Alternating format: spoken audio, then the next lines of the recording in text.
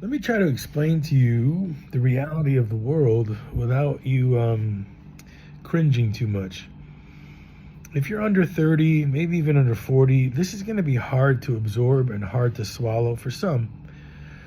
But once you see this, you can't unsee it. And it is a tragic and dark reality that sounds depressing, and it is dark, but reality is better to handle in a sense than to ignore for too long. You can create a fantasy land and have imagination. I have a lot of creativity, but to understand the functionality of how things work, um, nature will show you. And really, I use this word a lot because it is, through definition, the easiest way to learn about what I'm talking about. And that word is psychopathic or psychopathy. The psychopathic world and traits and personalities, etc., are actually exactly how all of the things that we believe are real exist. Every category, every industry, every aspect to everything that we've ever believed or known is actually the opposite. And it's presented to us in the way that it is because, I go to that word again, in a psychopathic world, it's all about fooling us and creating a world that we are comfortable in that benefits and helps these, and again, overused word, psychopaths. So if you don't want to say the word psychopath, you can say the word occult or secret societies or elite, but that's not always a fair word. Doesn't mean that everyone who's super powerful is somehow psychopathic. But everything that we're taught in middle class society in America is a lie. And it's not that it's completely a lie or completely dishonest or completely untrue. It's that the truth, the real truth, is so unsightly, so negative, that they fluff it up with gaslighting and lies and these tiny idiosyncrasies that make us act and believe things so that we don't ever find out. We don't ever open the curtain like the Wizard of Oz. We don't ever see that the wizard is not what we think it is. And this is true pretty much about everything that we are conditioned to do. It's going to be very tricky to go through everything, but let's just throw out a few categories. For instance, religion. So when they teach religion, and there's a few big ones, right? From Muslim to Judaism, Christianity, there's probably a few more. But what they're really doing is telling us stories and showing us evidence and preaching aggressively about our God. Pick Muhammad, Jesus, God, whatever it is. And then making us practice a series of characteristics and stories and parables and a whole bunch of stuff. And I actually believe God is real, but that's a whole nother story. To make us act and live in a way that would make us unpopular and socially unaccepted if we were to flip it upside down and do what other people are doing. In other words, we feel bad, don't sin, don't steal, don't covet the wife, don't do this. And the real aggressive, powerful, wealthy, insanely powerful people are pretty much doing the opposite. They're stealing, they're murdering, they're coveting, they don't believe in God. They don't, you know what I'm trying to say? If you look at the 10 Commandments, which are clearly written, hate to say it, but by a guy, not really by God in a way, because it is like a formula for us to follow. Then go to school. Let's go into school. School is doing the same thing. Every 48 minutes, the bell rings because, we're going to move to the next project. 20 minutes to eat. Don't be late. You're highly, criticized. Do what we say. Everyone move together, walk through the halls, next project. This is all not what you think it is. It isn't for you to learn more about earth science and the beauty of the Pythagorean theory. It's to get us ready as workers and soldiers for profiting and servicing those who are way, way up high. Okay? Think of the oldest profession in the world. Everything is bad when you say the word whore or slut or, hooker or prostitute or whatever. These are all very, very bad words, right? This is how they shame a woman. Women shame each other. Men shame women. But they call it the oldest profession in the world because very powerful people know that it is, and it has been, and it always will be, one of the most chaste things on earth. So, as they tell you to dress appropriately, don't be this, don't be that, strippers are bad, what they really do on the other side is sell it, own it, possess it, make money from it, and on and on. Okay? You could keep on going, and I'll do another one. Say medicine, hospitals, doctors. Okay, these are life-saving situations many times. Modern medicine is amazing when it comes to saving your life, when it comes to fixing and repairing things that are broken, and modern medicine is amazing. But 40 to 50% of modern medicine, maybe even 60%, is actually about symptom repetition. To keep this, I don't want to say on purpose. This is a horrible thing to say. But way up high in modern medicine is profit. And profiting is how they do a lot of things. Doctors are making hundreds of thousands a year, and hospitals are making hundreds of millions. And this is all done because of a philosophy that when you are sick, you will go to a doctor and you will do what he or she says. This will suddenly appear. You end up at a pharmacy and you're repeating these actions based on refills and more medicine. So again, not a great description, but you're going to see that, it's not what you think it is. They're good for broken bones. They're amazing for transplants and stuff like that. But in the darkest of the dark, there's also very evil things happening in hospitals. Not because doctors are bad, because when the power that runs the world wants to do what it wants to do, it will use whoever's needed. And a hospital is just another avenue for them to get what they need. Let me go to the law enforcement. Again, when we all are growing up and becoming these careers, they don't expose us to the psychopathic realities, really, because it's not good for a kid or for a teenager or 20-something to begin their life knowing this stuff. That's why you end up doing this without knowing it's happening until you learn. And I've learned. My father explained this to me without these words because he had broken English my whole life. He actually told me everything that has happened in my life would happen because I was able to see this, and I use that word again, psychopathic BS that I find to be disgraceful in all of the avenues that I'm describing.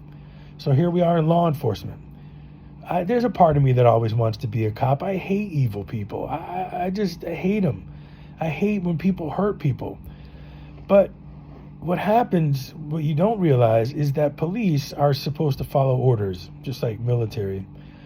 They seldom can use their own judgment if they're told to do something. In other words, Officer Jones, you're going to 20 Smith Street, and you need to arrest Tina right now. And so he goes, and now nobody knows that because Tina stole a car, she's getting arrested, but no one's going to tell the truth that the alderman was molesting her for 3 years, and so the only way she'd get out was she stole his car. And now but the alderman has power, so he can tell the cops to follow the rules. You got to arrest a stolen car.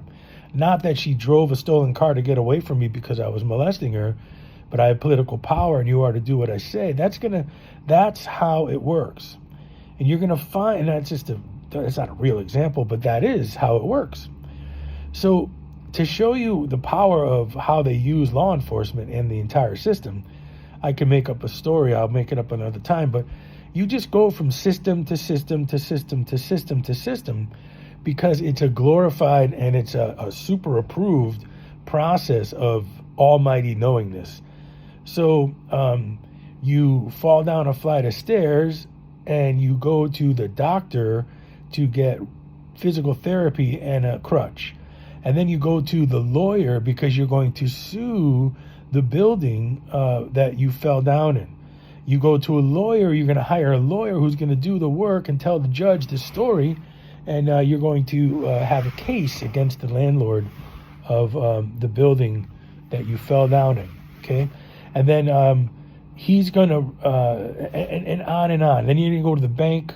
So I'm kind of getting ahead of myself. Okay, let's move into real estate. So as you go to buy a house, you have a few things in line. You need a realtor. You need someone who inspects the house. You need a mortgage. You need a lawyer. You need a whole bunch of people who are lined up to make this happen. And you got the bank. So you need $500,000. And when you pay off the loan completely, it's going to be paid $1.2 million over 30 years. Somebody's making $700,000, so they're all happy to help you. Okay, and this process is a same thing, where there's one hand washing the other, hoping that it all happens. And really, the weight of all of this pain, I shouldn't say pain, all of this responsibility is going to be on you, the new homeowner. And if you don't follow through on this $3,000 a month, or your taxes, or your utilities, or if you park the wrong cars in the driveway, if you put a tent in front of your house, if you raise a pirate flag, all of a sudden the government, the same people who you got permission to buy this house with all this money from the bank, they could come and they will take the house. They will stop you from living there. They will foreclose on you. They will kick you out. They will use the cops, there they are again, to come in and kick you out of the house because you did not pay the payment that you agreed to pay for 30 consecutive years. Okay, so it's just another, see how the system works. It doesn't mean anything is bad. You'd be like, but it's the American dream. Think about it, what I just said very closely. You borrow $500, you're going to pay $1 million, and anytime you deviate from the responsibility of that loan, they'll come and take your house and kick you out and not give you any of the money that you just spent. Maybe you see what I'm saying? So be very, very open to the fact that these are systems that want you to fail. I can keep on going. Go to the grocery store. You go to the grocery store, you have to buy food, right? So food and water is pretty much every mammal on earth needs it or will die. So we go to the grocery store, in America especially, and we buy products, and we have a right to know what's in them. But when you flip over the box and you start to read, first of all, the font is the smallest font in the world, and they do that on purpose. And all of a sudden, you can't understand any of the words that are describing things that you're about to ingest. Now, then there's pesticides and stickers and things on the fruit and stuff. You wonder, why would it be so deviant, so deceptive? If I want to buy, granola cereal, and you as a business owner put granola in a cereal box, why so conniving? Why so sneaky? Why all of this turbulent scientific juju as you describe what you put into the granola, and confused the bejesus out of me when I thought granola was just a couple of nuts, some almonds, honey, baked. And why is it so lab-like? Because America allows for this to happen, because the money is going to come all the way back around to the most powerful people. If you add some chemical to this product that makes it be able to sit on the shelf for 15 months as opposed to 15 weeks, it's just a better chance of sales. And then they feed it to a rat to check if it's going to kill anybody. The rat just loses one leg, not 4 legs. And it's like, well, that won't really happen to a human. And we ingest this. Now this goes on and on and on. In 1980-something, they mocked this guy who decided he was going to sell bottled water. They said, nobody on earth is going to buy bottled water. That is the stupidest thing in the world. Of course, bottled water is one of the biggest things they sell all over the world. Now, what happened? Well, once you realize that something could make a lot of money, They now are going to demarket or scare you or tell you about how bad the pipes are and how bad your drinking water is in your town. And now you're going to create another industry. And you can do this over. And they're doing it with transgenderism. You're a boy or a girl, you don't like that? You don't have to be that. There's a new market called transgender. This is all done through the conditioning of our minds, through these machines that we're holding, like this phone. Used to be the television, the radio, magazine, and the stupid conversations that we believe we need to have with each other as we instigate the newest stupid idea they put into our heads, like the water's bad in your town, test it out, oh, there it is, look how bad it is. And what you don't ever want to believe is that when the money is big enough, let's say Nestle is making $6 billion, $8 billion a year selling water, and they want to make more. If you don't think they'll go to Jonestown, Alabama, and get to the water treatment guy and say, listen, we want your water business. Well, what do you mean? I take care of our water here. Yeah, I know that. But if we were to give you $2 million a year, would you make sure that it reads poorly, that the drinkability of the water here is not up to snuff, while we sneak in with some advertising and some trucks and all of a sudden within 12 months we're selling more water here in this town and people are more apt to back away from the tap? That is what I'm telling you. This is how it works. This is America. This is the world. That is psychopathic to me. The harm of other people, deception of other people. People have $100. They're getting free water out of their tap. They only have $100 to spend a month. Now they got to spend $25 of that on water because you're lying and being greedy. So when I say psychopathic, it doesn't always mean murderous, evil things. It does mean massive deception and gaslighting and the harm of innocent people for the profit and gain of another. That's what it is. So you can do this, and they do this non-stop. And with this little phone, this phone is a messenger of evil. You can make people believe anything they want because they can set up algorithms and send messaging right to your Instagram and your Facebook, and they could just keep sending it robotically, not even a person. They do it to me all the time. I'll share my story. You won't even believe what they do to me.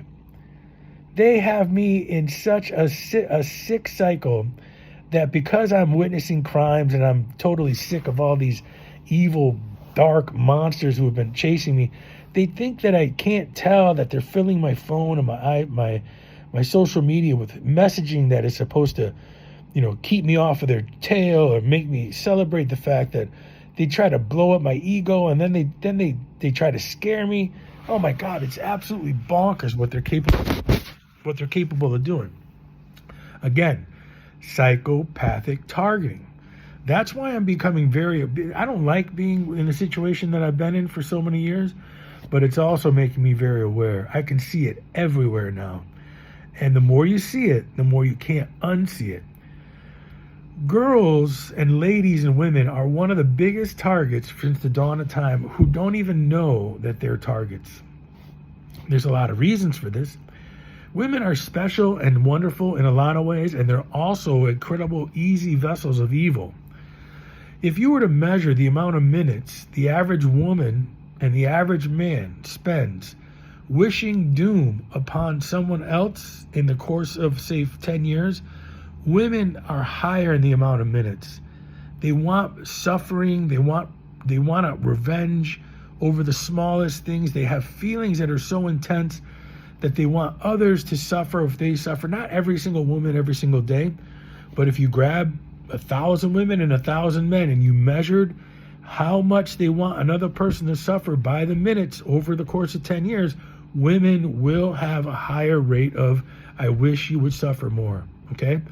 Now, they don't understand that because men know this, especially these deviant, psychopathic lunatics, they can channel, control, and actually they can manipulate women for profit so easily that when you're a guy like me who respects women and talks to them like they're real normal people without any victimhood or I never think of a woman as less capable.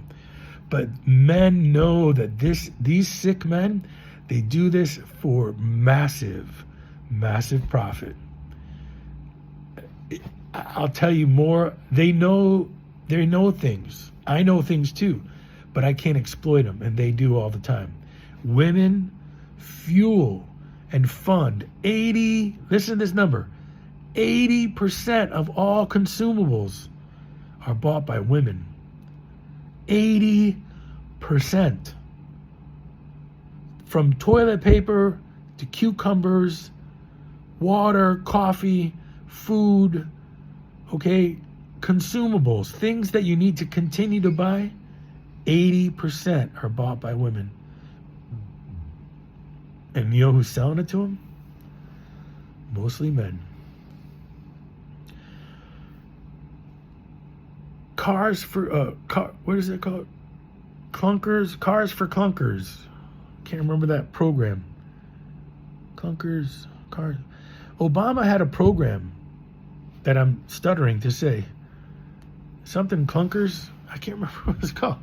The goal was to take all of the old cars off the road. And they'll lie and they'll say pollution, which somewhat is, but it's not. It's because older cars could be repaired easier. If you were kind of handy and you had a 1985, 1995, whatever, you could keep that car going and get a lot out of your dollar by easy, simple repairs. But those cars were then removed and destroyed and replaced with these cars that nobody can repair unless you go to school or you go to the mechanic. You try to change the oil filter and you have to remove 7 different pieces off of the engine. And this is all on purpose. Cash for Clunkers. That's what it was called. Cash for Clunkers. All of these things. So what happens? Hey, Barack, listen, we're GE. We have this idea. We're not selling enough cars. All these, 1985 Cavaliers are still on the road. And, technically they're emitting bad gas and we want them off the road. That's not true. We want to sell another 100 million cars. So, Barack, what if we, bought you a house on Martha's Vineyard and you see how it works? And then it happens again.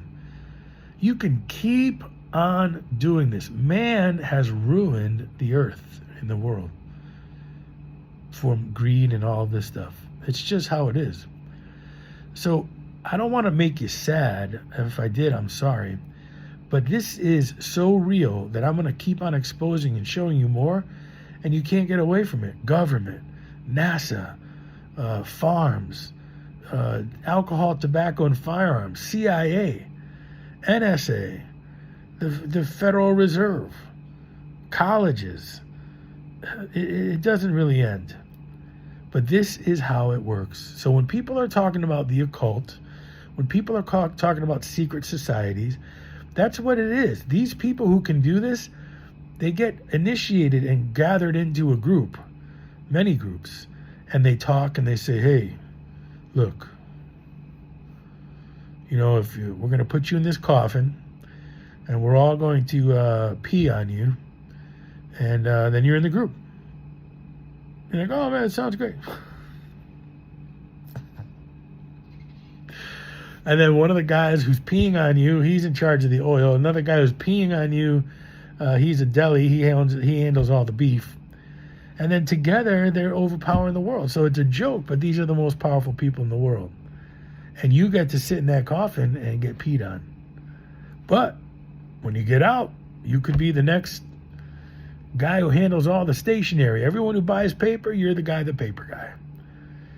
This is real, ladies and gentlemen. And when I move from this into the dark realities of drugs, children, alcohol, adrenochrome, organs, it's no longer a laughing matter.